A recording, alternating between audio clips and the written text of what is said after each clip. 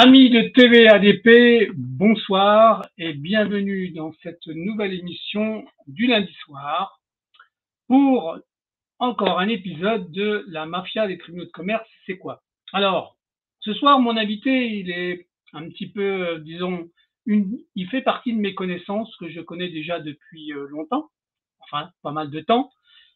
Et vous verrez, il a un savoir qui est très particulier, donc je suis très content de l'avoir. Ce monsieur s'appelle Michel Chanu, et je lui ai demandé, est-ce que Michel Chanu, il est dans le quartier? Est-ce qu'il est pas loin pour qu'on puisse discuter?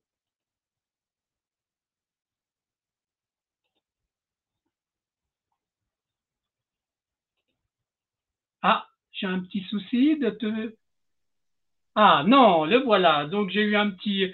Bonsoir Michel. Bonsoir Christophe et puis bonsoir à tous. Voilà. Comment tu vas déjà dans un premier temps? Est-ce que ça Ça, va? ça va bien, toujours très occupé, bien occupé. C'est les emmerdes, ça devient une passion, quoi. Donc alors, tu n'as mis que ton prénom, mais je rappelle ton nom de famille, Michel Chanu, C'est d'accord? ça, tout à Voilà, donc fait. nous, on se connaît déjà depuis pas mal de temps. Tu es un nouvel épisode de l'émission La mafia des tribunaux de commerce, c'est quoi? Mais comme on aura l'occasion de parler de plein d'autres choses, tu as eu affaire à connaître ces gens-là. Avant tout, je voudrais que tu te présentes, tu dises qui tu es pour que les gens comprennent de quoi on va parler et jusqu'où c'est capable d'aller. D'accord, Michel? Vas-y, Ça présente-toi. marche. Alors, avant toute chose, j'ai eu la chance de ne pas connaître les gens des tribunaux de commerce. Je suis peut-être un des seuls de tes invités qui n'a pas eu à connaître de ces gens-là, parce que j'ai réagi très vite. Je savais pertinemment vers quoi ça m'emmenait. Et voilà, donc j'ai pas eu affaire aux tribunaux. Je suis jamais passé dans un tribunal de commerce. D'accord. Bon, ben, c'est un épisode que tu vas quand même raconter. Voilà, donc je vais me présenter. Donc je m'appelle Michel Chanu. Je vis dans le département de l'Orne, en Basse-Normandie, à côté d'une ville thermale qui s'appelle Bagnoles-de-l'Orne. Oui. Je suis fils de petits agriculteurs qui avaient une exploitation de 18 hectares dans le bocage normand. Tout gamin, j'étais un passionné de dessin industriel, mais depuis tout petit, et d'aviation. Et puis, ben, mes parents n'avaient pas de bagnole. Et puis, ben, la formation de dessinateur industriel, c'était Saint-Lô. Il n'y avait pas de moyens techniques pour y aller, pas de logistique pour y aller. Donc, je suis parti sur une formation d'électromécanicien, un BEP d'électromécanique. Ah. Bon. Donc, pour mon activité professionnelle, puisqu'on va passer à l'activité professionnelle, j'ai donc, dans les années 76, 77, 76, je suis donc devenu électricien salarié. Je bossais sur des installations en usine, sur de l'électricité industrielle. Puis bon, c'était pas franchement ma tasse de thé. J'avais fait ça par défaut. Et puis, un jour, je pousse la porte d'un petit mécano qui travaillait sur du matériel de motoculture, tout ce qui était tondeuse à gazon, tronçonneuse et autres. Puis il y a un gars qui était super sympa, avec qui j'ai sympathisé, puis qui me dit, mais Michel, tu veux pas venir bosser chez moi?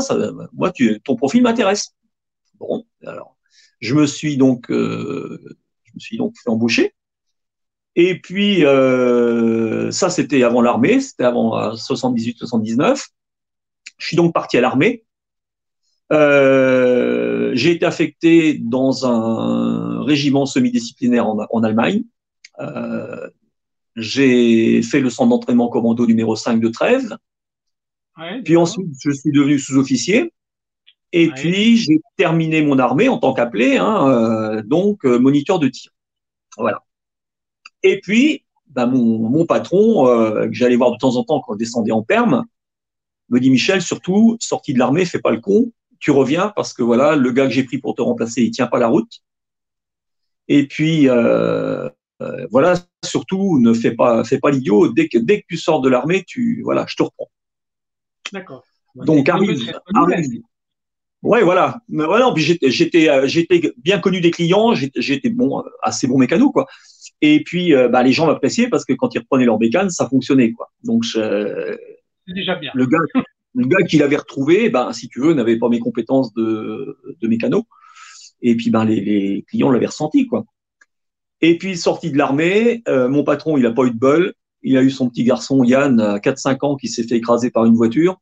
Ah bon? Donc, Ah oui. ouais. Ça l'avait complètement chamboulé. Et puis, je suis retourné travailler chez lui. Et puis, comme l'entreprise s'était énormément dégradée, je tournais, j'avais 2, 3 payes de retard. C'était assez difficile, quoi. Je bossais plus de mon travail perso que de ce que je faisais chez mon patron, quoi, parce qu'il pouvait pas. Voilà. Mais il avait été très sympa. Il me dit, écoute, Michel, si tu retrouves un boulot un peu plus intéressant, écoute, je comprends ta situation. J'y écoute, je tiendrai tout pendant que c'est tenable. Puis, effectivement, si j'ai l'opportunité de retrouver quelque chose, effectivement, je vais prendre. Et puis, donc en 80, oui, dans les années 80, je retrouve un boulot comme électricien, comme mécanicien monteur dans une entreprise qui fabriquait des moteurs électriques, qui s'appelait JM Legendre, qui était à Donfront. Donc, En France, c'est dans le même quartier, c'est pas loin. Il faut expliquer que c'est voilà, pas. c'est pas loin, 20 bornes de chez moi. D'accord. Et puis voilà, pendant 3 ans, donc je suis au montage des moteurs spéciaux. Et puis la boîte, elle va connaître des hauts et des bas. Donc à un moment donné, comme moi je suis un des deux monteurs, je vais passer dans la prod. On va me mettre tantôt perceur, tantôt tourneur-fraiseur, tantôt rectifieur. Je vais servir de bouche-trou en fait. Je suis l'homme à tout faire. Oui. Il manque un gars sur la rectif, on va mettre sur la rectif. Il manque un gars sur le tour, on va mettre au tour. Et puis, ils vont finir par acheter un tour numérique. Et puis, on va choisir 4 gus. Donc, je fais partie des 4 pour travailler en équipe. À tourner à fond, à faire de la pièce de série sur un tour numérique. Et puis, j'en avais un peu ras-le-bol de faire l'équipe. Et je retourne chercher des pièces chez mon patron qui me dit, Michel, j'arrête. Il me dit, ça t'intéresse pas? Parce qu'il me dit, l'entreprise, je te la refile.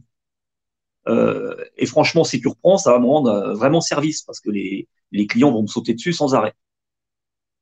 Je dis, écoute, pourquoi pas? Et puis là, j'ai repris dans un premier temps à mi-temps. Et donc, je me suis installé, c'était en 1983. Et puis, en 1985, j'ai une surprise désagréable. J'ai payé mon expert comptable 14 800 francs et mon expert comptable ne dépose pas mes comptes. Ah, attends, là, ça veut dire que tu t'étais quand même mis déjà à ton compte à ce moment-là. Tu avais redémarré, J'étais à tu mon avais compte. repris ton entreprise, c'est ça? Voilà, début 83. Ça faisait D'accord, 2 ans, un petit peu plus de 2 ans, 2 ans de l'année en cours que d'accord. j'étais donc à mon compte. Et Oui, là, d'accord. l'expert comptable ne dépose pas. Il a soi-disant un salarié dépressif. Mes comptes ne sont pas réalisés et il n'y a pas de bilan. Ah bon, alors, Donc alors, moi, alors que tu payes ton expert comptable. alors j'ai payé 14 Donc, 800 balles. donc ça commence déjà à être un petit peu tendancieux parce que si tu payes ton expert Tendancieux. comptable qui doit te Et faire. là, Et c'était quoi le cabinet comptable? C'était quoi le cabinet c'était comptable? le cabinet comptable Dupont, 1 rue du Ménil à Caen. C'est un gros cabinet, le cabinet Dupont, en fait. Gros cabinet comptable. Voilà. D'accord. Et Bon, là, on est en pleine époque où c'est l'époque des contrôles fiscaux à tout va, puisque là, je fais partie d'une rafle, hein, je vais appeler ça une rafle, d'environ 7-8 entreprises qui sont toutes en vérification fiscale et aucune n'a survécu. ah oui, quand même, carrément, Voilà. carrément. Voilà. Et moi, j'ai rien triché. J'ai quand même j'ai un rappel, rien concernant la TVA, j'ai un rappel quand même de l'équivalent de 30 000 euros. Hein, c'était 196 000, je crois, ou 198 000 francs de l'époque. Hein, D'accord. 19, Et, plus de 19 briques. et, et, et ça correspondait à un chiffre d'affaires de combien, par exemple, c'était par rapport à quoi? Je Hein? faisais 1 million de francs à l'année en chiffre d'affaires. D'accord, d'accord, Hein. d'accord. Donc là, avec les conneries de mon expert comptable, j'avais de la TVA qui était payée sur le stock. D'accord. Ça commence à être déjà le début de l'embrouille. D'accord? Donc ça, Voilà, c'est un incident qui arrive par le cabinet comptable. voilà. Et là, moi, j'alerte les impôts en leur disant, pouvez-vous me laisser un délai parce que voilà, j'ai été obligé de reprendre quelqu'un d'autre parce que là, j'ai un souci avec l'expert comptable. D'accord. Et comment ils réagissent pour ça? Ah ben, 8 jours plus tard, je suis en taxation d'office. Je suis en contrôle fiscal et en taxation d'office. On prend le chiffre C'est-à-dire, d'affaires, on met le coefficient au bout. c'est-à-dire il t'impose de régler une somme, point barre. Voilà. Alors Et sans attends, là, moyen donc là, tu n'as plus de moyen de négociation. C'est eux qui imposent. tout à fait. Et là, je parle de la TVA, des 30 000, l'équivalent des 30 000 euros, hein. Mais il n'y a pas que ça. Il y a l'impôt sur le revenu, il y a les réajustements des caisses. Et si on Ouais. fait le total, là, on n'est plus du tout dans les mêmes chiffres. Là, on tourne à 80-85 briques, hein. D'accord. Donc là, en fin de compte, Okay. il te bouffe ta boîte Tout à fait. simplement par une erreur enfin, un comptable qui fait pas son boulot. Et derrière, mais est-ce que tu sens qu'il y a une stratégie volontariste là derrière ou pas du tout? Alors, j'ai de la chance. C'est que bah, quand on est commerçant, on fréquente toutes les couches de la population. Moi, j'ai des huissiers qui sont clients chez moi, j'ai des gens qui sont greffiers, qui sont clients chez moi. Je connais beaucoup de monde. D'accord. Et Puis donc, là, tu te dis que ça va peut-être prendre une autre tournure, en fait. Tu es en train de te dire que ça va peut-être s'arranger. il y a une personne qui est clerc d'huissier sur Caen qui me dit Michel, fais gaffe, ton expert comptable, il est franc-mac Ah, et c'est le grand ami d'Hubert Séjourné. alors là, attends, il faut que tu expliques. Parce que là, toi, tu sais qui c'est Hubert Séjourné, que On y ton. vient, Hein? on y vient, on y vient. Donc là, euh, donc là, c'est simplement. Alors, c'est qui te prévient de ça? Tu dis, c'est qui te C'est une prévient? personne qui était à l'époque, qui est devenue greffière, qui était clerc d'huissier à l'époque. D'accord. Et c'est elle qui te prévient qu'il faut que tu fasses attention, qu'il y a Voilà, déjà une activation de la franc-maçonnerie qui te veut des ennuis. C'est ça, ça s'appelle. voilà, c'est ça. Bon, alors, on va continuer, parce qu'il va falloir que tu expliques les tenants des aboutissants. Donc, si elle te prévient de ça, que lui, enfin elle, c'est une femme, je crois, c'est ça que tu m'as dit, C'est hein, ça. qui te prévient que tu es dans un environnement de franc-maçon, notamment avec ton cabinet comptable. Le cabinet comptable, il a travaillé pour un monsieur, et ce monsieur, il représente qui, le nom que tu viens de donner? Il est Non, quoi? non, il fréquente certains cercles avec un monsieur qui est le directeur de la SAFER de Basse-Normandie. Alors, attends. Alors, Parce que là, si tu parles de la SAFER, on va tomber dans un monde qui est le monde agricole. Donc, ça veut dire que exactement. C'est il pour ça que travaille. j'ai bien dit que mes parents étaient agriculteurs. D'accord. Donc là, on commence Ah, à voir le cheminement des choses où tu es dans une économie, on va dire, artisan-commerçant, mais derrière, ils ont en miroir une propriété qui touche le foncier et donc des terres agricoles. C'est ça? tout à fait. Là, Et c'est vicieux alors, quand même, hein. C'est très vicieux. Parce que on là, va expliquer, on va expliquer aux gens quand même ce que c'est que la SAFER. ouais, La SAFER, c'est une société anonyme à but non lucratif qui a été créée. Les SAFER régionales ont été créées sur une loi d'orientation agricole qui a été imposée en 1960-1962. mais le C'était en sigle fait SAFER, le sigle SAFER, c'est quoi les lettres SAFER? C'est une Société d'aménagement foncier d'établissement rural. D'accord, c'est ça. C'est ok, ok. La SAFER gère tout le foncier agricole et c'est elle qui a le droit de vie ou de mort sur les projets d'installation. Ah ouais, d'accord. Sur Donc, n'importe quel type structure agricole en fait, ou rurale. structure agricole ou rurale. Ce D'accord. qui fait que cette SAFER, elle est composée d'un comité technique, Ouais, elle est composée d'un conseil d'administration et derrière, c'est l'État. d'accord. Mais Alors, là, attends justement, pour expliquer. Pour ouais, expliquer, hein, pour que les gens comprennent et que ce soit clair. Donc, qui compose le comité technique? Ben, ce sont la plupart du temps les chambres consulaires départementales, les chambres d'agriculture. Ce sont des représentants des mutuelles d'assurance agricole. d'accord, ouais, Je ne citerai pas de nom, mais ça a son importance. Ce sont des syndicats agricoles représentatifs. Bon, il y en a un majoritaire en France, hein, on le connaît tous, la FNSEA. D'accord, ouais. Ce sont les directeurs des DDA, Alors, qu'est-ce que tu appelles les DDA? Direction départementale de l'agriculture à l'époque. D'accord? Voilà. Pour que les gens, à chaque fois qu'il y a Hein, un cycle, je te le fais répéter. D'accord? c'est ça. Hein, et les directeurs des finances publiques. D'accord. Donc là, Ça, c'est l'environnement de toute la SAFER, ça. c'est du comité technique. D'accord. Comité technique. Ensuite, il y a un conseil d'administration. Ça, Le c'est déjà conseil un peu plus élevé. d'administration, le conseil d'administration, lui, il valide ou il invalide ce qui lui a été présenté par le comité technique. D'accord. OK. Et ensuite, il fait certifier les projets accordés par les émissaires du gouvernement, l'État. D'accord. D'accord. Voilà Mais comment là, fonctionne la SAFER. d'accord. Mais là, le conseil d'administration de la SAFER, ça représente combien de personnes? C'est un collège de combien de personnes? Ah ben, bon, ça dépend dans les comités. J'ai pas toute la composition. C'est très variable. C'est très D'accord. variable parce que pour certaines affaires, régionales, tu vas avoir en plus au comité technique des représentants des conseils régionaux. Tu vas avoir des notaires qui vont D'accord. intervenir. Là, il y a un trafic d'influence et de pouvoir qui commence déjà à être très important. Il faut que les gens C'est une comprennent que mafia. là, On va pas se hein, mentir. On va pas se ouais, mentir, Christophe. C'est une mafia, ces structures-là. oui, Et on va avoir des assauts de protection de l'environnement parce qu'on leur a donné des compétences sur l'environnement. Et puis, on a des représentants des syndicats fonciers agricoles. Alors, ça peut être du foncier rural, ça peut être du foncier boisé, hein, ou ça peut être des terres agricoles, syndicats de propriétaires. donc, alors, parce que là, on revient à un chapitre qui est quand même important, parce que là, on tombe dans le monde agricole, alors que tu étais dans un monde commercial artisanal, d'accord?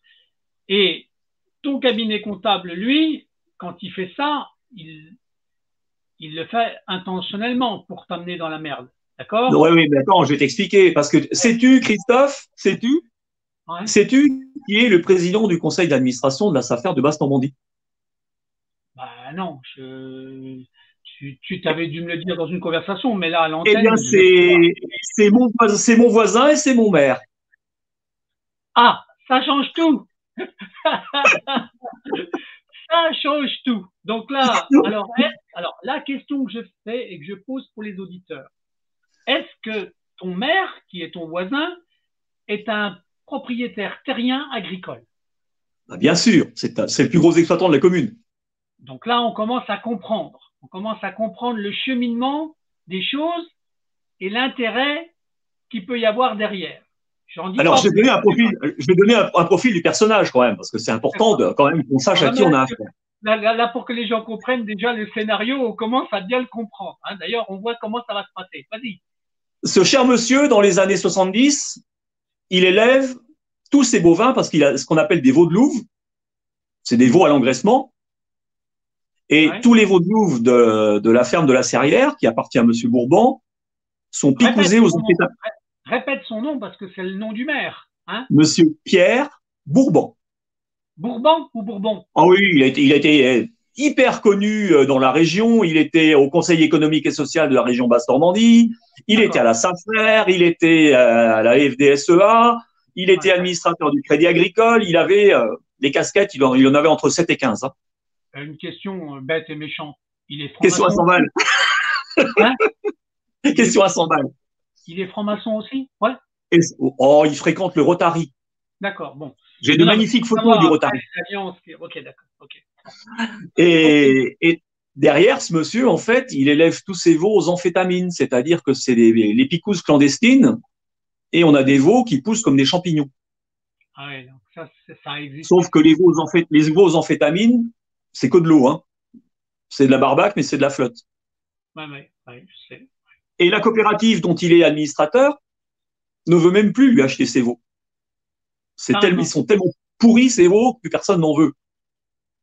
D'accord. Et dans une nuit du samedi au dimanche des années 70, tu sais ce qui va se passer? Eh bien, les bâtiments d'exploitation et les veaux vont cramer. Dans sa ferme à lui? 52 veaux vont finir dans les flammes. Dans la ferme du maire? Du maire. Donc, parce que est-ce qu'on peut sous-entendre que si ça a brûlé, c'est comme il n'arrivait plus à les vendre, il fallait bien qu'il y ait un profit autre, c'est ça dans cet Attends, esprit-là? c'est que nous, un mois avant, on savait que les bâtiments allaient cramer. Et tu sais pourquoi? Ah non, non, non, attends, ben là, parce que là, c'est important. Un mois avant, tu savais que le bâtiment il allait cramer. J'étais tout Donc, gamin à l'époque. Je me rappelle comme si c'était hier. J'ai encore l'odeur de viande brûlée dans les narines, tu vois. d'accord. Mais Hein, je suis né là, en 59. Je suis né en 59, hein, tu vois. J'avais quoi? J'avais 11 ans à l'époque. Hein. J'ai encore mais j'ai parce encore que, l'odeur dans les narines. est-ce que tu sous-entends qu'il y avait déjà eu un, un exemple où il avait déjà pratiqué ça ou ça sous-entend quoi exactement? Non, je t'explique très simplement que son employé agricole était le beau-frère de notre voisine. Et quand il faisait une journée par semaine chez sa belle-sœur, qui était veuve, et il venait lui filer un coup de main sur la ferme. Alors nous, on lui filait aussi un coup de main à notre voisine. Hein. Et en fait, Charles, il venait à chaque fois boire son coup à la maison. Il dit, tu vas voir, Bourbon, tout va cramer. Il a logé du foin. C'est même pas du foin, c'est de l'herbe. Et c'est en train d'échauffer. Tu vas voir, sois pas surpris. Dans, dans très peu de temps, les bâtiments vont brûler. Donc nous, Donc on savait que ça allait cramer. ça, c'est une question du monde agricole qui sait que quand il y a certaines choses qu'il ne faut pas faire pour éviter ça, en fait. Alors que lui, Voilà. il a laissé proliférer la chose. C'est ça, hein? Volontairement, il a mis en botte du foin à 3 heures du matin avec l'humidité dedans, du truc qui était pas sec. Et de toute façon, la seule issue, c'est que ça allait cramer. Donc, c'était intentionnel. Ouais, c'est ça, c'est, ok. Voilà. Bon, déjà, Et c'est un point que les gens doivent comprendre, hein, parce que tout le monde ne voilà. comprend pas ça. Et le gars avec qui il avait deux copains à cette époque-là qui étaient assez célèbres. Il y en a un d'ailleurs qui est mort dans des conditions tout à fait curieuses en prison. Il s'appelait Ah oui? Daniel Lamy. Il est mort en prison à Alençon. Ah oui? Donc, D'ailleurs, Daniel qui avait mis des billes dans l'exploitation de Pierre Bourbon, parce que Daniel m'a avoué, peut-être un mois et demi avant sa mort, il me dit, Michel, tout ce que tu dis sur Bourbon, c'est vrai. Et il me dit, en plus, ce salaud, il a touché l'assurance, mais il m'a jamais refilé mes parts. d'accord, d'accord, d'accord. Donc, c'est de l'escroquerie à l'assurance, et non seulement ça, mais en plus, il fait du séquestre en privant les bénéficiaires. C'est ça? Et il y avait derrière ça toute une filière de trafic de produits dopants, hein, de trafic d'amphétamines. C'était des filières du crime organisé, hein. C'est pas des lapins de kermesse qui étaient là-dedans. Hein. D'accord. Là, Rappelle-toi en Belgique, tu te rends compte rappelle-toi en de tout. Belgique, Ouais. rappelle-toi en Belgique de l'assassinat du vétérinaire Van Oppen. Ouais, non, on arrive dans des sphères, on va dire, que tout le monde ne va pas comprendre au niveau des intrigues, on va dire, euh, du monde agricole à ce niveau-là. Restons dans une simplicité locale pour l'instant. D'accord? Parce que Voilà, là, donc moi, on va trop s'écarter. On va trop s'écarter entre le sujet où où il te bousille pour attaquer ton terrain agricole, pour attaquer ton univers agricole. Donc là, ce qu'il faut que tu continues de nous donner, c'est l'environnement qu'il y a autour avec le maire, parce que je suppose que le maire, bien sûr, il a des relations, d'où le cabinet comptable, ton cabinet comptable, d'accord? Donc, mais derrière tout ça, au-delà, c'est quoi la finalité? Il veut arriver à quoi? À capter ta terre? le tout simple, c'est qu'il voulait me foutre dans une situation merdique pour que mes parents me donnent un coup de main et se trouvent fragilisés sur la ferme pour pouvoir récupérer. C'était ça l'enjeu. D'accord, donc c'est C'est ça. tout simplement ça. C'était aussi simple que ça. Hein. Donc, Et, alors, mais la suite, c'était un enfoiré de première. Nous, on a eu des voisins qui ont voulu acquérir du terrain. Voilà, et ce salaud en corvée d'agricole, il allait même baver sur ses voisins en disant oh, un tel et un tel, non, non, mais leur trésorerie n'est pas saine, machin et tout. Et en fait, il allait dénigrer certains de ses voisins quand les gens voulaient s'agrandir et les gens n'avaient pas leur prêt. d'accord, il Alors faisait tout du ça, je le dis, non, non, mais le tous les trafic propos que je d'influence tiens, négatif, là. Il faisait de la propagande négative, c'est ça. Tout à fait. Et dommage, j'ai pas eu le temps de ressortir là le plan d'occupation des sols de l'époque. Ouais. Mais en fait, toutes les fermes qui étaient autour de la sienne étaient classées zone NB constructible. Alors, attends. Ce qui faisait que sur le plan administratif, les agriculteurs qui étaient autour de sa ferme, quand ils allaient partir en retraite, les sièges d'exploitation ne pouvaient pas être pris. Donc là, c'est du trafic. Alors là, attends, là, c'est du trafic administratif, d'accord? Avec une conversion des terres, Complicité de l'État. mais complicité d'État. Donc en plus, il y a une conversion des terres agricoles en terrains constructibles quand ils sont à proximité d'une commune, c'est ça? Non, non. C'est les sièges d'exploitation qui sont classés constructibles ou pas constructibles. Lui, il est dans le village. Il habite un village qui est sur la commune de la Sauvagère qui s'appelle La Serrière. C'est le village le plus important de la commune. Ses bâtiments sont au milieu du village. Lui, il est classé en agricole, alors qu'il y a je ne sais combien de maisons, des résidences secondaires. C'est le village le plus construit de la commune. Lui, il est sur un classement zone agricole. Et Ouais. toutes les fermes qui sont autour, les corps de ferme, que les corps de ferme, sont classés en zone constructible. Alors, c'est quoi le but de cette opération-là? Pourquoi ils font C'est ça? que plus personne ne peut plus faire un bâtiment ou un bâtiment classé dans ces zones-là. Donc, il signe l'arrêt de mort des exploitations de ses voisins. C'est-à-dire que quand les voisins vont partir en retraite, le repreneur, c'est lui. D'accord, c'est de la manipulation d'écriture pour pouvoir optimiser son propre patrimoine. C'est ça. Voilà. Bon, on va pas s'étendre plus. Donc moi, c'était pour que les gens comprennent, parce que bien sûr, voilà. c'est des magouilles, les magouilles du monde agricole, même s'il y a des sociétés qui sont des fois des sociétés agricoles, qui sont des fois inscrites dans le tribunal de commerce, ça arrive certaines, hein, d'accord. Et puis après, il y a les propriétés, d'accord, et le monde artisanal, commercial, qui se fait griller parce qu'il avait une partie dans le monde agricole, et c'est ce qui est en train de t'arriver, d'accord. Donc là, tu nous fais comprendre que le maire de ta commune, en fait, c'est un escroc. Oui, et puis alors je voudrais ajouter une chose, c'est qu'on est à un moment particulier, 85, parce qu'en mars ou avril 1984, on a l'instauration des quotas laitiers en France. Alors attends. C'est-à-dire, ouais, ça très important. c'est un sujet qui est important parce que c'était une décision européenne ou que nationale française? C'était européen. Ouais. Alors en fait, c'était pour essayer de limiter, parce que les prix étaient vachement volatiles, parce qu'il y avait de la surproduction. Ouais. Donc ça, c'était la modernisation d'après-guerre qui avait créé des excédents de production pas possibles. Ouais. Et on a monté une magouille en disant voilà, on va attribuer des quotas de protection par rapport aux surfaces, par rapport à ceci, à cela. Et en fait, les gens qui partaient en retraite souvent prenaient la cessation laitière, donc ils touchaient des indemnités pour ne plus produire de lait. Donc, ce qui faisait que les fermes. En 1984, c'est ça. C'est Oui, arrivé à ce moment-là. 84, voilà. Hein, ça s'est mis vraiment en place en 85. Donc là, ça veut dire quoi? Ça veut dire que ils mettent en place un système d'indemnité pour remplacer le lait qu'ils ne peuvent pas produire. C'est plus pervers que ça. Je vais t'expliquer. Ça a deux effets, ça. C'est-à-dire qu'il y a des personnes là-dedans qui prennent la cessation laitière, ils touchent les primes pour quitter, mais ils ont des fermes où, en fait, on ne peut plus produire de lait. Et nous, on est en région laitière. Ben, le lait de Normandie, les vaches laitières, on les connaît, hein, les noirs et blancs. Et ça, Christophe, c'est une aubaine pour certaines personnes. C'est une aubaine pour les notaires. Attends. C'est une aubaine pour les notaires. Je te dis que les notaires, ils étaient impliqués dans les affaires. Oui, donc, pour eux, c'était génial, les fermes qui n'avaient plus de droit à produire.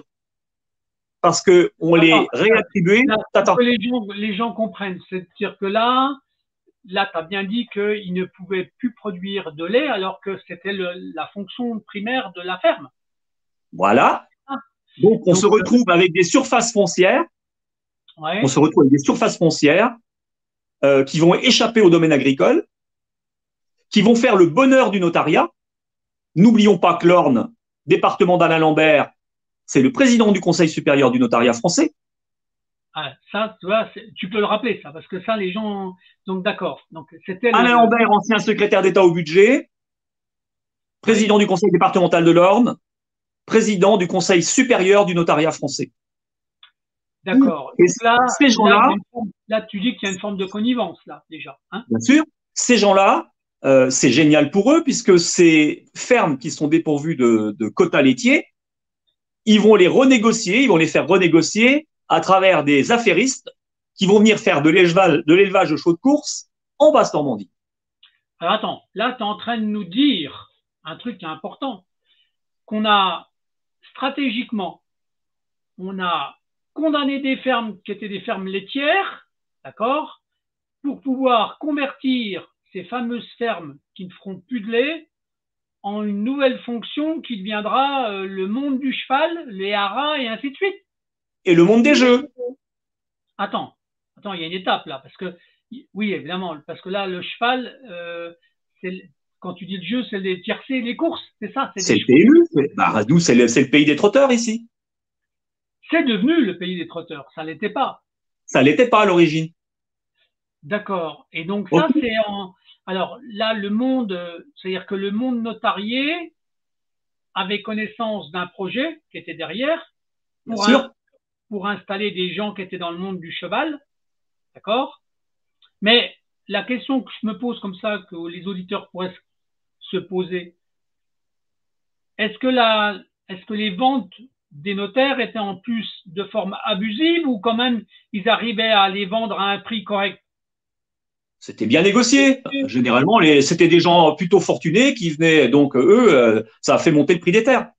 D'accord. Ouais, c'est ça que je Hein, voulais savoir en fait. voilà. Donc, Ça fait c'est-à-dire que monter le prix des terres. d'accord, d'accord. Et donc, Et au si fur tu et à veux, mesure, et donc là, tu as, des codes, t'as des noms de types de fermes que tu as vu disparaître, t'as des, non? la Basse-Normandie, on est rempli. Rempli, je pense que le département qui a été le plus touché, c'est le Calvados. Ouais, Ensuite, ça a été l'Orne et après la Manche. d'accord. Et Alors, là, pour comprendre, c'est un il faut monde, on connaître, rentre dans un monde à part, là, hein. Franchement, il faut, là, ouais, il faut connaître le mode de fonctionnement des jeux, notamment du PMU, et il faut avoir aussi une connaissance des courses truquées et des financements de partis politiques.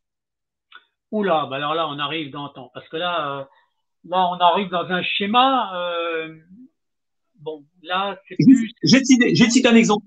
Je vais te ouais, citer un exemple. La famille de ces Corses bien connus, d'Ornano, sont des Corses. Et ces gens-là, il va y avoir dans cette famille un monsieur qui va être ministre, qui va s'appeler Michel Dornano. ouais, je me souviens de ce nom-là, donc en effet, donc, Et Michel Dornano, qu'est-ce qu'il va faire? Il va jouer ce qu'on appelle au PMU des combinaisons complètes. c'est-à-dire, Il joue des montants astronomiques, mais je peux dire que là, tu as toutes les chances de gagner, et quand tu gagnes le jackpot. En fait, ça va permettre de gruger les petits parieurs.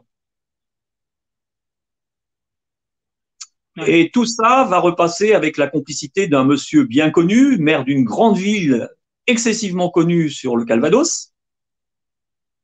Et tout ça va alimenter les valises d'un trésorier de campagne ancien de l'OAS qui s'appelle Hubert Bassot. Non, mais là, on rentre dans des schémas est-ce que tout le monde va comprendre ce que tu es en train de dire au niveau Qui est de. le trésorier de campagne de monsieur Valéry Giscard d'Estaing. Donc là, on a en synthèse, tu dis que les fermes qui se sont converties en haras pour faire des chevaux sont devenues un enjeu du jeu, d'accord? Donc dans le Pour domaine Bercy, pour le compte de Bercy. des chevaux, d'accord, des chevaux de course, avec une mécanique sur les parieurs qui arriveront, eux, à sortir de la finance grâce à de la tromperie. C'est ça Tout à fait, que tu es en bien train de dire? sûr, bien sûr. Et donc, derrière, c'est une forme de comment dirais-je, de spoliation des parieurs dans un premier temps. Tout à fait, c'est connu, hein. Et l'argent qu'ils vont récupérer, ça sert à quoi alors? À part faire Financer un les campagnes. est-ce que le fait que c'est simplement un enrichissement personnel de magouilleur ou il y a encore autre chose derrière? C'est financer les campagnes. Je t'ai dit, c'était d'emplir les valises de liquide d'Hubert Bassot, qui D'accord? était le trésorier de campagne de Giscard d'Estaing. D'accord. Donc là, tu t'aperçois que il fallait faire de la trésorerie. Donc, alors là, c'était que le début en fait, parce que je suppose Les que carnets derrière, noirs, les carnets ouais, noirs du patron DRG Yves Bertrand, hein, c'est pas une fiction. Hein. Moi, j'ai vu ça de mes propres yeux et de près. Hein. c'est-à-dire ça, faut que les gens comprennent de quoi tu parles. Là. Les carnets noirs, c'est quoi? C'est Yves, attaché à Yves quoi? Ber- Yves Bertrand avait expliqué que les gens du GUD et les néo-nazis avaient collé des affiches pour Giscard et que derrière, il y avait un financement malpropre, les fonds de l'UIMM, moi j'ajouterais même les fonds de la drogue et les fonds des trafics des chevaux de course, effectivement, ont financé la campagne de Giscard. D'accord. Là, donc tu dis, bon là, on arrive dans un mécanisme du blanchiment d'argent en fait, en plus derrière. Donc là, alors qu'on était dans un univers qui était purement agricole, d'accord? Ouais, Donc cet univers agricole, même si le cheval reste dans le monde agricole, c'est plus le même univers, d'accord? Parce que je suppose que les haras ont encore un statut agricole, je suppose, ben, avec la bien sûr, ferme, d'accord? bien sûr. Et Mais avec l'aide d'Alain Lambert, quand il était ministre du budget, on avait même des prestataires qui étaient des entraîneurs, les entraîneurs de chevaux de course, ils élèvent rien, ils font rien pousser. Et avec l'aide d'Alain Lambert, on leur avait attribué une TVA 5,5%. d'accord. Donc ça, c'est le bon. Là, on a installé un mécanisme de privilège, d'accord, pour C'est aider. ça. D'accord. Donc là, ce que tu racontes là, c'est relativement grave, hein, quand même, parce que les gens. C'est pas gratuit, hein. C'est pas gratuit ce que je dis là. Et Non, en non, fait, ce que je voudrais faire comprendre aux gens, c'est à chaque fois qu'ils ont des problèmes de spoliation de biens ou des spoliations d'entreprises, eh ben, ils restent les pauvres enlisés dans leur procédure judiciaire parce que ça te bouffe les 2 tiers d'une vie, hein, pour ceux qui veulent pas lâcher le morceau. c'est ce que j'essaie de faire comprendre là. Oui, en effet, les En tenants fait, et moi, j'invite les gens à très vite se détacher de la première strate qui est celle de la bagarre judiciaire pour aller grimpatouiller dans les étages au-dessus pour aller voir ce qui se passe, qui ça implique et qui ça mêle. oui, Moi, mais c'est ce que ça, j'ai fait très vite. oui, mais toi, parce que tu as un sens ordonné du nom et tu as aussi un avantage énorme par rapport aux autres, c'est que tu as la mémoire des noms et tu as la mémoire, ce que j'appelle de l'arborescence des gens. C'est ça. Les liens qu'il y a avec telle personne, les liens familiaux. Tu peux pas demander à quelqu'un qui nous écoute d'avoir la même mémoire que toi tu as. C'est impossible. Donc, ce qui est C'est important, 35 ans de boulot. oui, oui, je C'est sais bien, 35 ans de mais travail. ce qui est important, c'est comment dirais-je, ce que tu viens de faire. Pour une partie déjà, c'est de montrer et de démontrer des mécanismes qui se mettent en place. Comment C'est on en ça. arrive à ça? Comment on arrive à pervertir, à convertir? Et dans la conversion, comment d'un côté on arrive à spolier une partie des gens et de l'autre côté une partie à enrichir les autres. Parce que c'est ça le schéma, en fait, quand on fait la synthèse. Et Tu vois, et Christophe, là c'est très politisé quand même. Hein. Christophe, derrière le simple crabe, là, le maire de ma commune, Pierre Bourban, derrière, il a été décoré de la Marianne d'Or par Christian Poncelet. Alors, Christian Poncelet, il avait quel statut à l'époque? qui était président du Sénat. Ouais, ça. Et Poncelet était le grand ami d'un truand français, un des parrains du grand banditisme français qui s'appelait Étienne Léandri, qui était le grand ami de Charles Pasqua. Donc là, Et tu arrives dans la mafia du sud de la France, là. Hein. pas que du Sud, elle est nationale, la mafia. Elle touche pas que le Sud, elle touche tout l'ensemble de la France.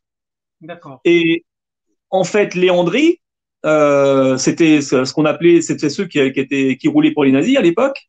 Hein, les Carbone, les Spirito. L'élément numéro 3, c'était Étienne Léandri, qui était un proche de Charles Pasqua, qui à la fin de la guerre va s'exfiltrer par l'Italie et va aller s'installer aux États-Unis et qui va être briefé par la CIA. Ouais, là, on arrive dans des strates. Mais ça sur des documents. L'affaire ouais. Alstom. Affaire Elf, affaire Alstom. On a la trace d'Étienne Léandri, celle de Charles Pasqua. Ouais. Donc là, bon, là, on arrive dans des strates un peu plus hautes, mais toi, dans l'univers que tu as vu évoluer autour de toi. Donc, Alors attends, on va par avancer. rapport à, hein? On va avancer parce qu'on a encore de la route à faire. Hein. Non, non, mais par rapport justement à tes fermes, ta ferme et tes terres et les terres qui étaient autour de toi, c'est devenu quoi alors? Tout ça, c'est devenu Attends, que des attends, attends, haras? attends, attends, attends. Attends. Je me relève de mon contrôle fiscal. Parce que moi, j'explique au cher receveur de la TVA que je sais où il habite, que je sais où il se balade, et je lui explique comment il va finir sa vie. Il va finir avec 20 litres d'essence sur la gueule et avec une allumette derrière.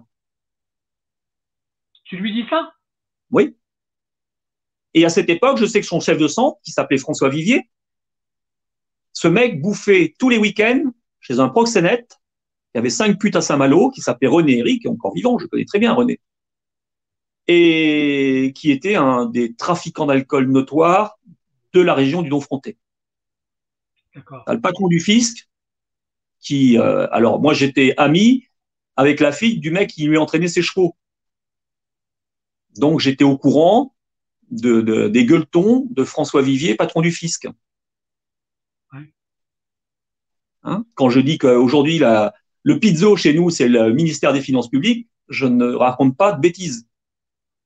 Alors, je vais ressortir avec un chèque de 19 900 000 balles. Hein. Je vais ressortir chèque en poche. Carrément? Carrément. Je vais revenir avec mon chèque. Il va être tout pâle parce que je lui ai expliqué comment ça va se passer et c'est comme ça que ça allait se passer. Hein, je te le dis franchement. C'est comme ça que ça allait terminer. Et j'allais le cramer. Et je vais te dire, en plein été en forêt, ça brûle bien. Et là, en fait, il a été voir son chef de centre, il a ouvert son tiroir, il a signé le chèque et je suis revenu avec mon chèque. D'accord.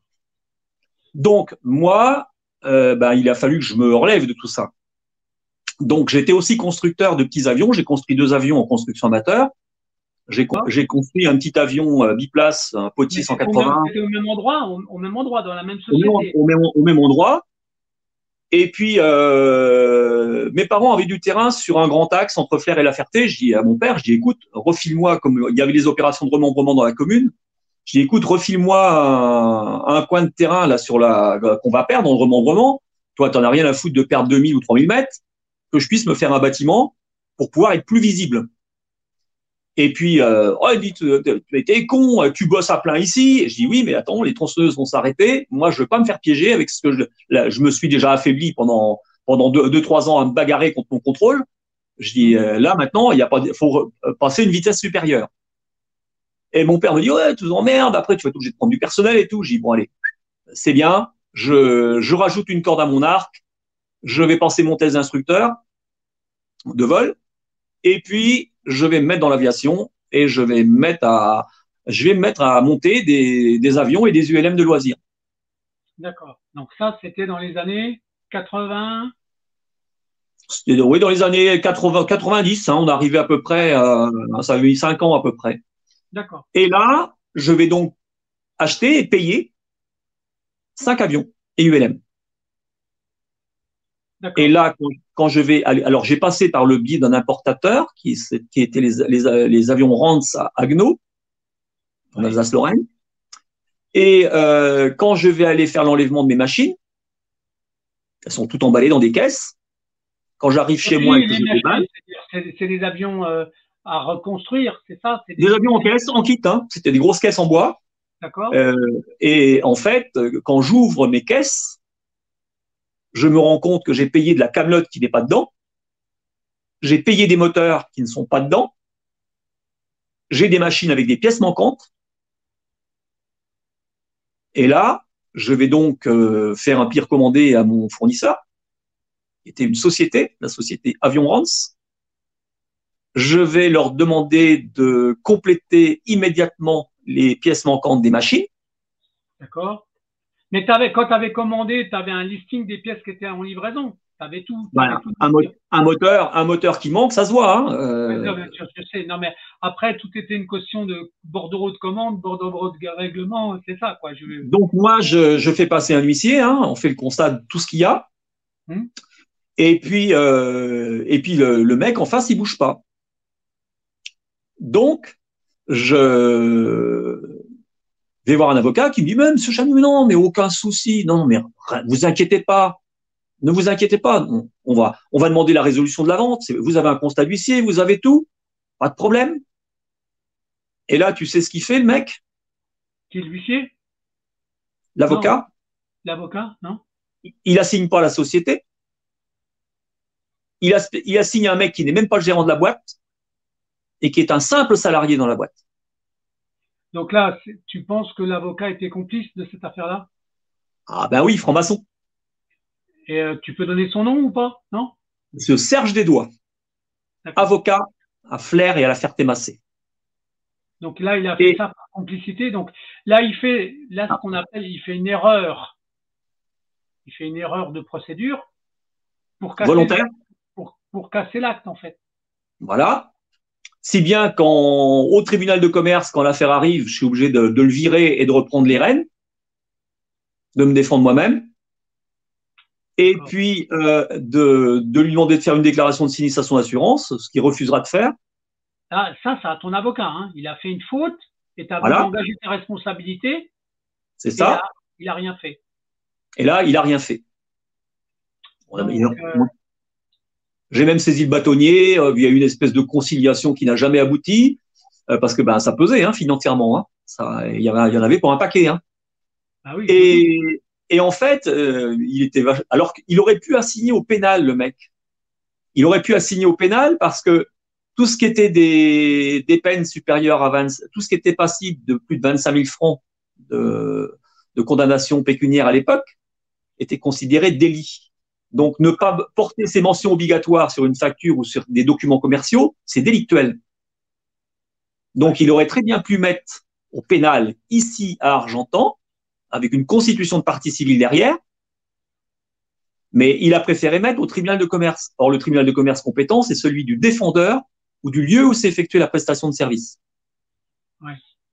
Et là, c'est plus Flers, c'est tribunal de commerce de Strasbourg. Chambre commerciale du tribunal de grande instance, puisque l'Alsace-Lorraine n'a pas de tribunal de commerce. C'est la chambre commerciale du tribunal de grande instance qui gère les affaires commerciales. Ce n'est pas un tribunal de commerce. L'Alsace-Lorraine a un statut particulier. Mais ça, je sais.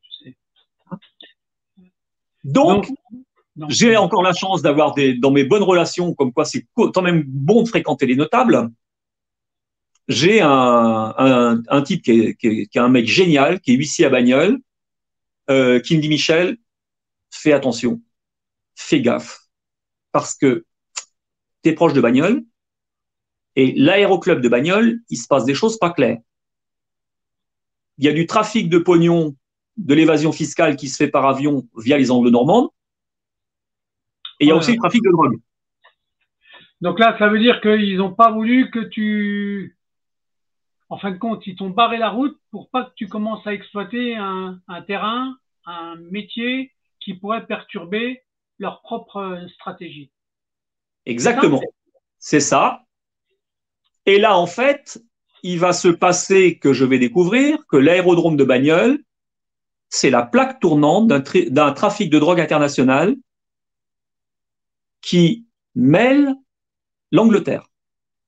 Attends, mais là, c'est gravissime parce que là, tu te rends compte, tu pars de ton activité où tu recrées, tu te redéveloppes pour pouvoir faire un peu d'aviation, faire des ULM, faire voilà, et là, on te remet des bâtons dans les roues pour t'empêcher de faire ça, d'accord? Donc là, pourquoi? Ça veut dire que la complicité de celui qui te livrait le matériel, elle est obligatoirement induite avec la stratégie qu'ils avaient sur place. Alors, je découvre que mon fournisseur, Philippe Lecoq, qui était le salarié, parce que c'était son frère qui était résident américain qui gérait la boîte. Hein. Il habitait Coconut en Floride. Hein. Il n'était même pas résident français, le gérant. Et donc, celui qui était gérant de fait, en fait, qui était son frère, il volait à la Britair en tant que commandant de bord avec un gars que je connaissais qui était copilote sur ATR à la Britair. Et la Britair, c'est une boîte anglaise. Boîte anglaise. Hein. D'accord. Donc là, il y avait des liens. Ouais, d'accord. il y avait des liens entre ce fournisseur et des gens qui étaient pilotes professionnels et qui étaient des gars que j'ai côtoyés, un gars que j'ai côtoyé à l'aéroclub de Bagnoles. D'accord. Donc toi, en fin de compte, tu avais ton initiative, ton projet, c'est de t'étendre avec une petite activité aéronautique sur l'aérodrome de Bagnoles. C'était Même ça? pas, même pas. Ah, J'avais même pas l'intention d'y aller sur Bagnoles. J'avais été membre de l'aéroclub de Bagnoles, mais j'avais même pas l'intention. Mais ils en ont déduit. Ils se sont dit ce con, il risque d'arriver comme j'avais passé mon test d'instructeur. Ils avaient la trouille que je m'installe à faire de l'instruction à Bagnoles. ah, c'est ça. Ils ont paniqué. Ils ont paniqué. D'accord, d'accord, d'accord. Donc ça, c'est Alors, donc, je te disais que j'avais été rencardé par un huissier qui avait pris sa retraite, qui avait vendu son fonds à un monsieur qui s'appelle Maître Olivier Petitjean, qui est le maire de Bagnoles, de la station thermale de Bagnoles de l'Orne, qui est le président de la Chambre des huissiers de l'Orne, mais qui est aussi le président en fait, qui gère de la structure qui gère l'aérodrome de Bagnoles. d'accord. Donc là, tu nous amènes sur un terrain et c'est incroyable. C'est parce que là, t'as t'as vraiment t'as vraiment mis le doigt à chaque fois sur des choses où dans ton activité dans un département qu'est le 61, où là que je connais relativement bien, d'accord? On le connaît Euh, bien, hein, ce département. Hein, hein? on le connaît bien, le département 61. Non, mais là, tu te rends compte entre la première partie de ce qui t'arrive par rapport à ton monde agricole, d'accord, et ton activité ou c'est tes terres qui vont être converties ou en tout cas qui vont être volées, en tout cas qui vont être spoliées. Et là, dans ta conversion pour recréer une autre activité, tu arrives sur un deuxième chantier où tu fous la merde, d'accord, simplement dans leur stratégie à eux, parce que bah, tu gravites dans un monde qui est le monde de l'aviation, de l'aéronautique, et ils te voient arriver avec tes gros sabots et tu vas peut-être semer la merde. Tu vas peut-être semer la merde. C'est de la D'accord? merde. Voilà. Alors là, il y a un bimoteur en fait anglais hein, qui fait le trafic, qui pose sur Bagnoles. Et en fait, ce sont deux Nantais, deux personnes qui ont un passé à Nantes, qui habitent dans les lotissements ici à la Sauvagère, qui vont décharger le bimoteur. D'accord. Là tu es en train de Alors, nous. n'oublie pas que Ouais. Nantes était le fief de l'ancien patron des stupes. C'est un téléphone, c'est pas grave. C'était donc Nantes, c'était le fief de l'ancien patron des stupes qui a été impliqué dans le trafic de stupes français. C'était des 15 tonnes qui étaient importés mensuellement par la maison Poulaga depuis l'Espagne. D'accord. Alors donc là, tu vois, dans ce qu'on est en train de dire là, parce que là, tu te rends compte, on est à presque 7 minutes de la fin de l'émission. D'accord? Ça veut dire que on sera obligé de refaire des volets d'explication dans une autre émission dont on avait parlé, parce que là, les tenants et les aboutissants entre ton activité, tes activités commerciales, tes activités artisanales, tes développements économiques normaux, tombent dans des intrigues mais complètement démentielles, avec des complicités que, que, que moi qui me font halluciner, d'accord? Et je suis pas sûr que les gens qui vont écouter ce genre de choses étaient à même de pouvoir deviner ou d'anticiper le genre de choses que tu peux vivre, Voilà. d'accord? Alors que toi, tu es artisan ou t'es dans une structure petite économique avec quelque chose que tu veux faire et tu as vécu des bouleversements qui sont complètement dingues. Mais quand je dis dingue, c'est complètement dingue. Donc déjà, Alors, on est à l'époque. hein, Tu m'entends bien, Christophe? oui, oui, Parce que je t'entends moins bien. Moi, j'ai eu un appel entre deux. J'ai un petit peu, mais je t'entends. Hein.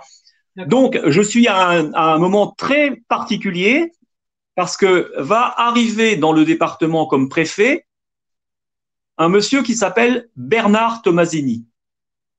Et, et là, Bernard Tomasini, qui va être l'ancien directeur de Charles Pasqua et qui va comparaître comme témoin assisté dans l'affaire de l'assassinat de Madame Pia, députée du Var. oula, Et ce monsieur avait une société de sécurité à la Ciotat, Là, tu parles où il est impliqué dans des fausses factures. D'ailleurs, la Chambre régionale des comptes va mettre la main sur le trafic. Et en fait, ce qui va coûter la vie de Madame Pia, c'est l'ensemble des malversations qui touchent les reventes de terrains militaires à des mafieux de la loge P2. Voilà, bah là, on s'en va sur des choses qui sont c'est écrit, hein, tout ça. Hein. C'est écrit, c'est relaté par la presse. Et moi, je connais le passé de Bernard Tomasini. Donc ça, je sais avec qui il est en lien. C'est le préfet de l'Orne. Le préfet de l'Orne.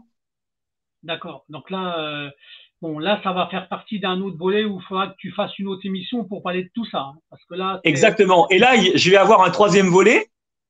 Donc, alors, il y a un moment, ça va être marrant parce que je vais vendre mes 2 avions perso pour me tirer de cette affaire-là. Je vends mes 2 avions personnels. Ouais.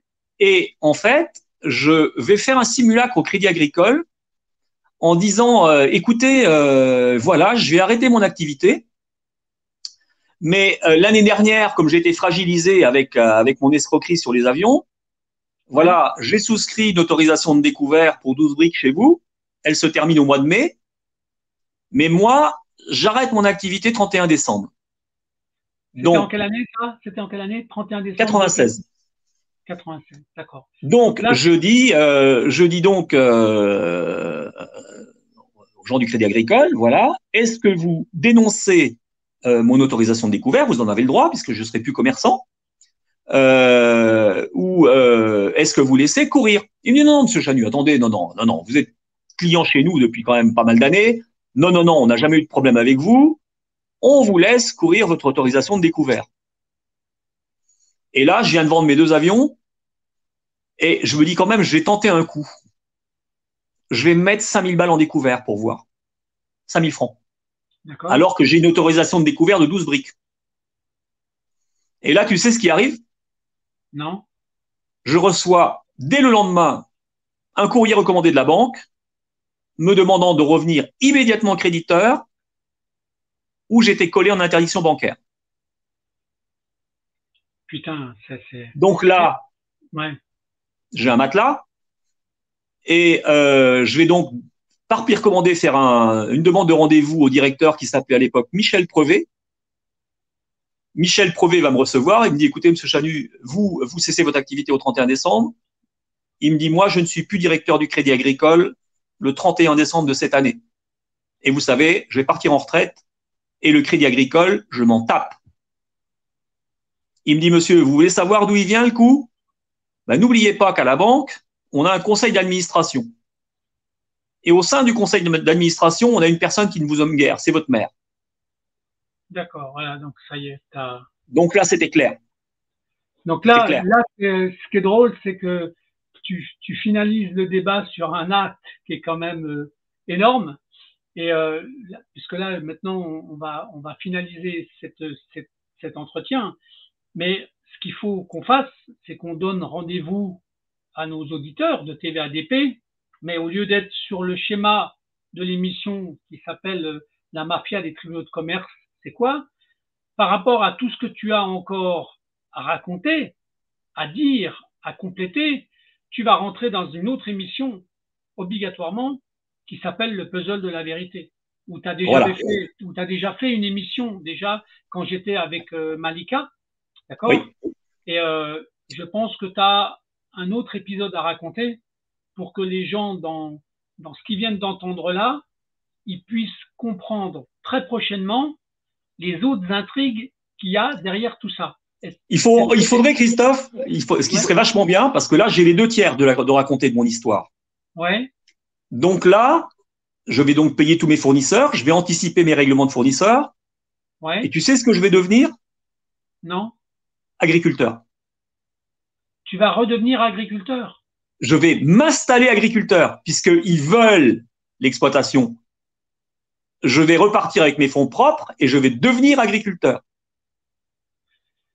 D'accord. Tu veux qu'on continue de parler un peu de ça alors, du coup? Peut-être pas, ça peut peut-être saouler les gens, je sais pas.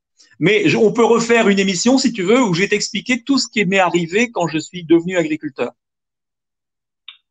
Ça pourrait être l'objet d'un schéma complémentaire, en fait. Mais ça Une heure. Ça Une heure, pourrait... c'est intéressant. D'accord. Mais est-ce que ça pourra faire partie d'une vérité qui peut intégrer le puzzle de la vérité? Bien sûr, ça doit Non, il faudrait que ce soit traité à part. pas que ça soit traité à part. C'est une saga, hein? Ah oui, oui, c'est une saga. Bon, eh ben, on fera peut-être un épisode à part pour parler que de ça, d'accord? Voilà. Et, parce que tu en aurais pour combien de temps à parler de tout ça, de la partie agricole? La partie agricole, 30 minutes, on peut le régler en 30 minutes. Tu veux qu'on fasse une extension aujourd'hui de 30 minutes? Ah, on peut le faire. Bon, allez, vas-y, on va faire une extension. Et, ça marche. Bon, voilà, donc je me réinstalle avec mes fonds propres. Il se trouve que mes parents prennent leur retraite.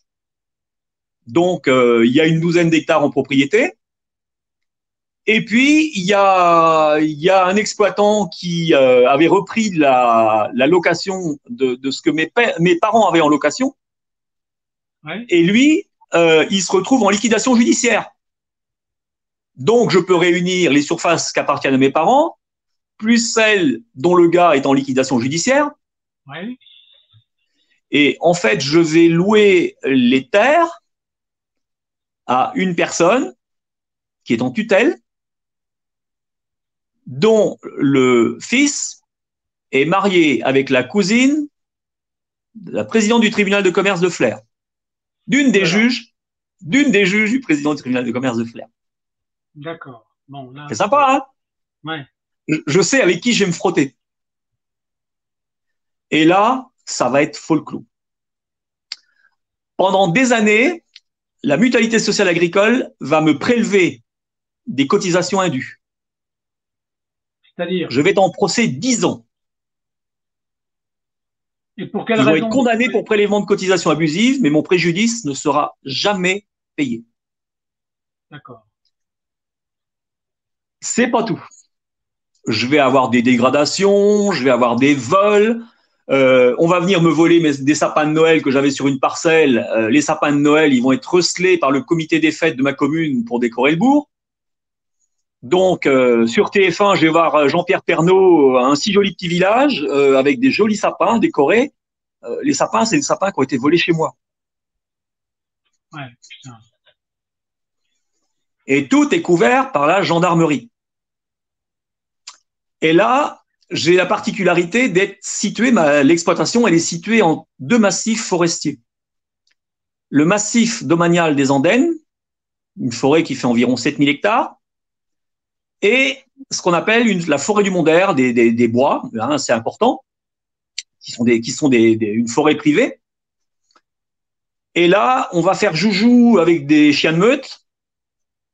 Et on va, si tu veux, c'est une gestion de la forêt où il y a énormément de gibier. Et quand on fait des comptages, on fait passer les chiens de meute, on fait débusquer le gibier pour qu'il aille se réfugier dans les forêts avoisinantes.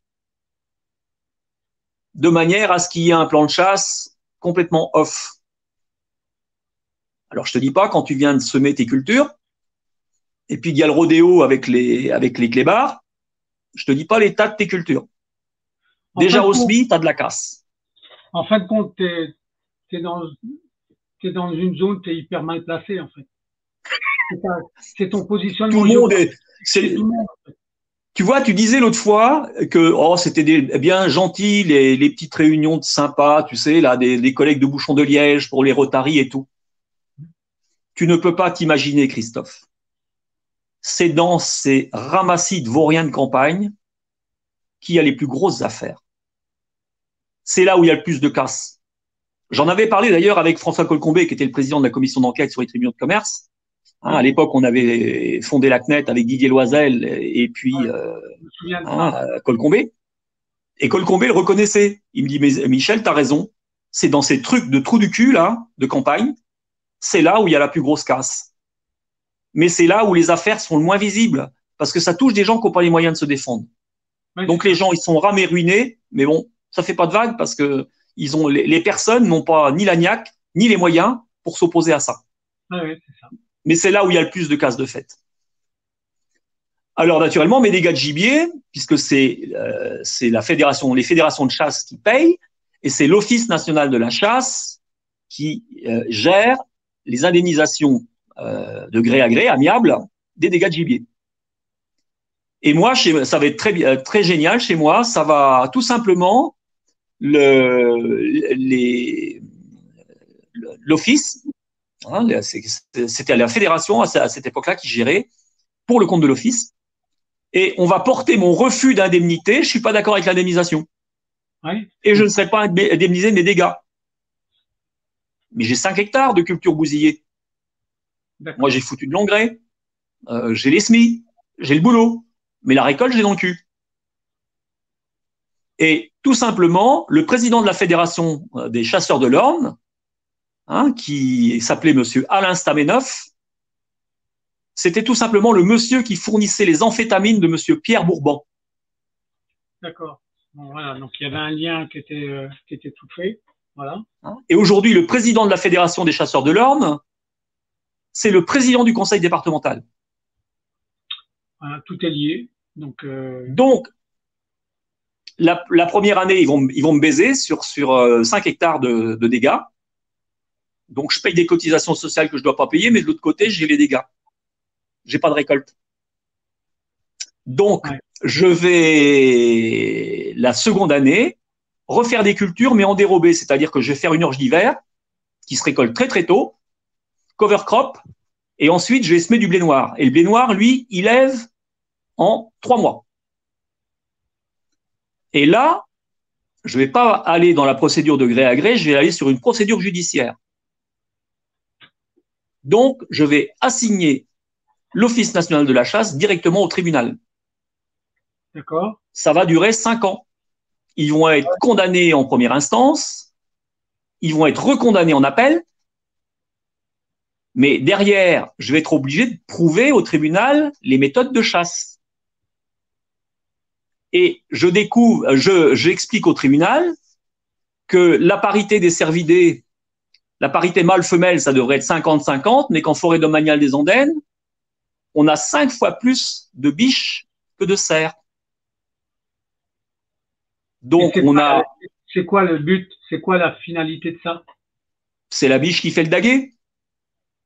Donc, tu sais que quand tu as une population de 100 femelles, tu as 70 jeunes à l'année. Donc, de la bête à fusil. D'accord. Et là, en fait, la forêt domaniale des Andennes, n'oubliez pas que monsieur Larcher, le papa de monsieur Larcher, est originaire de Saint-Michel des Andennes. Juste à côté. Quand tu parles de Larcher, tu parles du sénateur? Du sénateur, du président du Sénat. Ouais. Donc, derrière tout ça, ben, y a des parigots qui viennent payer 14-15 000 balles pour faire une biche à tir. Ouais, c'est ça. Donc, mais ça passe sous les écrans radars. C'est du business de chasse, en fait. Voilà. T'as le même mécanisme avec les chasses à courre. Hein. Yes, mais c'est la chasse à courre. C'est de la chasse à courre et même la chasse à tir. Donc, je vais leur foutre une merde pas possible, mais ils vont être condamnés à payer. Et là, ils vont me faire approcher par des gens douteux, qui étaient des gens que je connaissais, que j'avais dans ma clientèle, des gens qui appartenaient à un réseau néo-nazi, de Gare, je les connaisse, et un type qui va me brancher arme. Je lui ai expliqué que j'étais monite de tir. Il va m'ouvrir tous les placards, et là, il va y avoir des dizaines et des dizaines d'armes. Et il va prendre un fusil à pompe qu'il va me balancer dans les mains. Alors, je ne vais pas le laisser tomber par terre, le fusil. Je comprends pas la scène, là. C'est à quel moment que tu as ça, en fait? Ils m'ont fait approcher par un gars dont je connaissais la compagne. Et ce mec-là va essayer de récupérer mes empreintes sur une arme. Mais je comprends pas. Je vois pas à quel moment tu le rencontres, ça? C'est comment? Ils m'ont fait approcher par le fils d'un de mes amis à qui on était en train de bouffer la boîte. Le fils de cet ami-là était copain avec les gens d'en face, là, qui étaient un peu particuliers. Et donc, ces gens-là étaient venus chez moi, Michel, voilà, on a des chevaux, est-ce que tu pourrais nous filer du foin pour les chevaux et tout? Et ils vont essayer de récupérer mes empreintes sur une arme. Et cette arme, c'est l'arme qui va servir au braquage du casino de Bagnoles. Putain, là, on rentre dans des intrigues. Les gens, ils vont avoir du mal à suivre. Hein. Je vais aller rencontrer les gens du service central de la prévention de la corruption à Paris, notamment monsieur Noël Ponce, qui était le numéro 2 du SCPC. On va y monter à plusieurs personnes, parce que les gens qui vont piéger avec l'arme sont repreneurs d'une boîte de nuit. Et la boîte de nuit, elle était tenue par les Anglais qui étaient dans le trafic. Voilà la boucle. Putain. Et dans les repreneurs, tu sais qu'il y a sur la liste des repreneurs au tribunal de commerce le commandant de brigade de gendarmerie de Bagnoles-de-l'Orne, monsieur Alain Poirier. Dans les repreneurs, dans les gens qui font des acquisitions, c'est ça que tu parles? T'as été gendarme, Christophe? Pas longtemps, moi je suis 1 an, hein, donc ça a été rapide. Tu sais très bien quand on est militaire, gendarme notamment, tu ne peux pas détenir des parts dans une société privée, c'est interdit par les statuts des militaires. C'est pour ça que je comprends pas là, comment ça s'est passé. Donc il était encore militaire quand il a fait des acquisitions comme ça? Il se portait acquéreur. Il se portait acquéreur au tribunal de commerce, mais il n'avait pas quitté la gendarmerie. Putain, mais c'est dingue. Et ça, c'est la partie, on va dire, discothèque, c'est ça, non? C'est ça. Et je découvre que ces gens, alors il va donner du fric à sa compagne pour devenir gérante majoritaire, et je vais découvrir que dans cette boîte de nuit, il calme les gamins à leur insu dans les consommations gratuites. Donc, à chaque fois il y a consommation gratuite, c'est drogue du viol qui tombe. Il y a des accidents de la route. Oh, ben là, et puis il y a un moment, ça va mêler des gens de ma famille. Et là, je vais dire stop, ça suffit. Et on va se rendre avec la personne qui avait été piégée chez le directeur de cabinet du préfet de l'Orne. Et là, j'ai un capitaine de gendarmerie à Donfront qui va hurler auprès de sa hiérarchie, tirez-moi de là, ça va merder, tirez-moi de là. L'autre, il voulait absolument que sa hiérarchie le tire de Donfront. Et là, je vais avoir un major de gendarmerie qui va faire un faux témoignage sur ma gueule. C'est-à-dire? M'accusant d'avoir dénoncé un témoignage verbal qui valait pas un clou. Il va arguer que j'ai dénoncé son subordonné pour être un proxénète. Et moi, c'est pas, même si je sais en off, le passé de ce gendarme, je le connais, j'ai épluché, j'ai tout sur lui, tout, ses notes, tout. Je me suis manifesté parce qu'il y avait des gamins camés à leur insu, ça générait des accidents de la route. Je savais qu'il y avait des fils de gendarmes qui étaient impliqués dans le trafic. Dans l'affaire que je te parle là, il y a eu des morts, il y a 2 cadavres, tout a été couvert. Et en fait, les ardoises, quand les gamins passent au tribunal, ils ont tous la même chose, le même discours. Madame la Présidente, je ne touche pas à la drogue, je ne me drogue pas, je ne bois pas. Avec ma compagne, on a juste pris la consommation gratuite. C'est invariable. Mais là, attends, Christophe, tu n'imagines pas le montant des amendes des gamins. Ils ont pété leur bagnole, ils ont risqué leur vie et ils sont allumés au tribunal de commerce. Et allumés par un procureur de la République qui a des origines corses, qui est Bastier,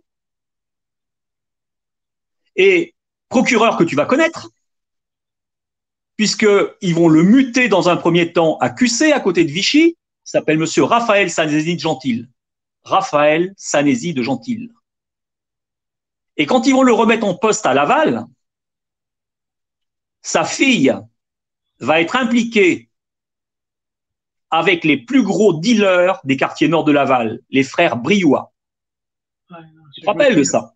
Oui, je me souviens de cette affaire-là.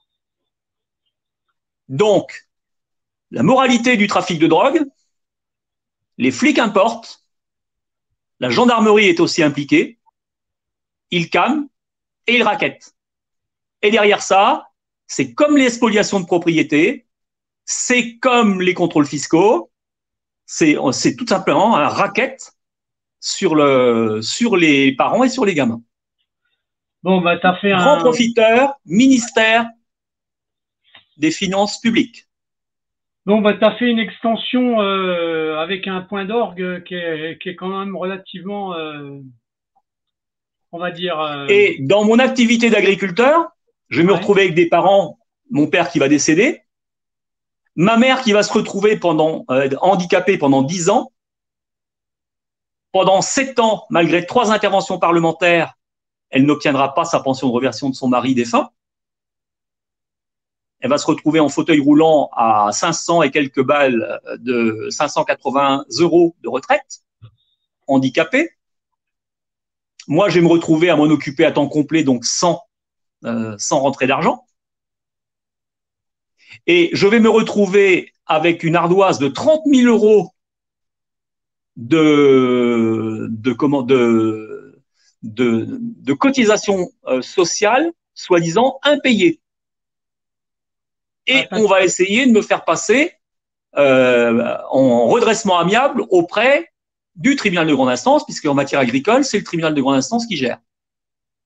Et là, je vais arriver avec un gigantesque dossier où j'explique comment on est en train de dégager les gens du monde agricole, pourquoi il y a autant de suicides. Je vais expliquer qui sont les artisans de ça, qui sont les gens derrière. Je vais avoir en face de moi un président du conseil qui va avoir un visage déconfit. Et la MSA repartira la queue entre les pattes, si je peux dire. Et les propos qui me seront tenus, alors l'avocate de la MSA va se barrer, elle va même pas vouloir rester à défendre ses clients. Et le juriste de la MSA va me dire, écoutez, monsieur Chanu, ne nous en voulez pas, on nous a obligés. Carrément. Voilà. Carrément. Donc tu vois, Christophe, mes affaires, elles sont anodines. Non, mais et dans ce qui paraît anodin pour chacun d'entre nous. Mais c'est l'enchaînement et les conséquences quand on voit l'articulation que tu mets en place, parce que là, pendant 1h20, là, tu as fait une articulation, mais incroyable. Comment veux-tu que les gens, à un moment donné, soient à même de pouvoir accepter qu'on puisse faire des choses comme ça? D'accord? Donc, et ce cheminement-là, il est, je veux dire, c'est une perversité, mais absolue. Et donc, tu as fait une démonstration des liens. C'est-à-dire, c'est ça qui est important, c'est de comprendre que plein de choses sont attachées les unes aux autres. Tu vois pas toujours le début et la raison de ce qui t'arrive. Par contre, ceux qui le font, eux, ils ont un schéma qui est bien organisé depuis très longtemps. Tout à fait. Et regarde, et ça perdure parce que les gens disent toujours, Michel, non, non, mais attends, ça t'est arrivé il y a tant d'années, c'est fini tout ça. Ah non, oui, c'est fini. Dis donc, c'est qui Alexis Collère, hein, le secrétaire général de l'Élysée aujourd'hui, de Monsieur Macron? C'est bien le directeur financier, hein, du numéro 2 du transport mondial de conteneurs, MSC. C'est bien la famille Aponte qui est en lien avec la Camorra et la Ndrangheta. D'accord. Bon, là, c'est le point de synthèse que tu fais, parce que là, on va rentrer dans un autre schéma et c'est des noms que tu donnes, c'est des mécanismes que tu démontres. Donc là, pour l'instant, pour finaliser ton débat, donc toi, du coup, ils t'ont aussi liquidé ta ferme, ils t'ont liquidé ton activité. Non, ils m'ont pas saisi mes biens. Ils ont lâché le morceau. Ils ont lâché le morceau.